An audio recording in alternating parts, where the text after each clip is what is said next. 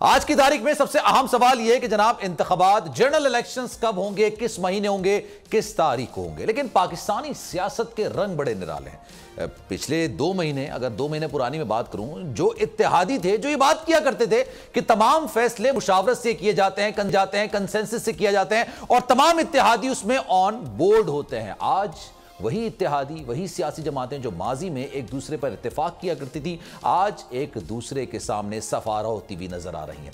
मुस्लिम league नून की बात की जाए तो मुस्लिम लीग नून पाकिस्तान पीपल्स पार्टी पर और पाकिस्तान पीपल्स पार्टी दीगर सियासी जमातों पर संगीन किस्म के इल्जामात लगा रही है।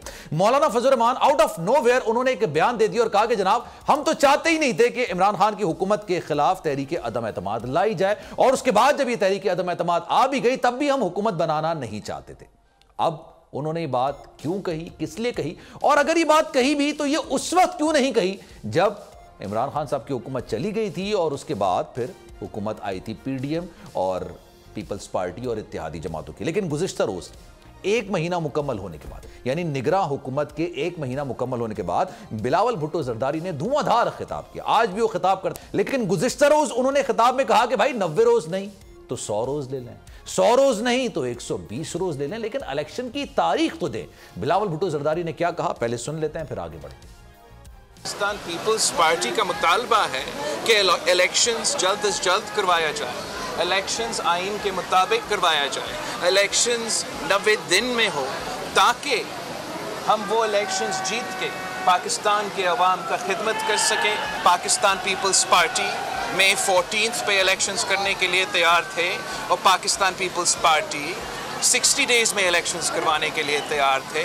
उनसे ये सवाल पूछा जाए जो हर इलेक्शन से भागते हैं। बिलावल भुट्टो जरदारी साहब ने कहा कि वो 14 मई को भी इंतखाबात के लिए तैयार थे। 14 मई वो तारीख थी जो अदालत की तरफ से आई थी और इसमें पंजाब में इंतखाबात कराए जाने थे उस वक्त जब पिछली हुकूमत थी। लेकिन उस वक्त पाकिस्तान पीपल्स पार्टी के दीगर रहनुमा क्या क्या करते थे, हम उनसे सवाल करते थे कि जनाब आइन के अंदर पर लिखा है कि 90 रोज के अंदर आपको इंतखाबात करवाने हैं।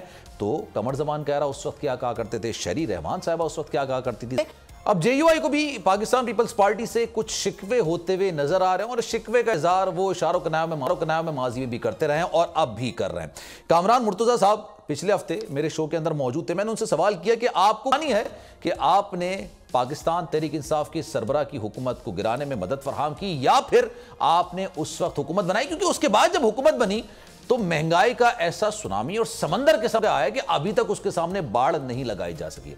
आज पेट्रोल भी 300 से ऊपर है, आज डॉलर भी 300 से ऊपर है, आज महंगाई अपने उरूज पर है और उस वक्त पाकिस्तान तहरीक इंसाफ के सरबराह को हटा के आपने हुकूमत की। आपने ये जरूर कहा कि हमने रियासत को बचाया, सियासत को नहीं बचाया, लेकिन क्या आपको पशेमानी है, क्योंकि अब इलेक्शंस में आप जाएंगे तो किस तरह जाएंगे। तो कामरान मुर्तजा ने क्या कहा वो भी सुनिए। कि हम भी जिम्मेदार हैं कि हमने अगर गवर्नमेंट गिराने का काम, बिल्कुल उसमें कोई शक नहीं है कि हम बहुत वो थे। और इसके बाद मौलाना साहब का व्यू ये था कि जब गवर्नमेंट खत्म हो गई तो इलेक्शन करवाएं और इलेक्शन करवा के वो आगे चले, मगर बाकी पार्टीज की तरफ से जो है वो इंसिस्ट किया गया कि नहीं, गिराने पे तो रिग्रेट नहीं है, मगर इस बात पे यकीनन जो है ना, इस बात पे लोगों के इतराजात मौजूद हैं कि हम डिलीवर नहीं कर पाए। अब जनाब ये सूरत हाल है। अब जो पंजाब के मामले में कहा करते थे कि 90 रोज के अंदर इंतखाबात होने चाहिए, नहीं होने चाहिए, अगर नहीं होते तो जस्टिफाइड कोई सूरत हाल होगी, जस्टिफाइड कोई रीजंस होगी और उसके तहत होगा। तो अब इलेक्शंस कब होंगे, इलेक्शन कमीशन तारीख क्यों नहीं दे रहा है, क्या मामला है, क्या सूरत हाल है। सब्सक्राइब करें और बेल दबाएं ताकि कोई खबर रह न जाए।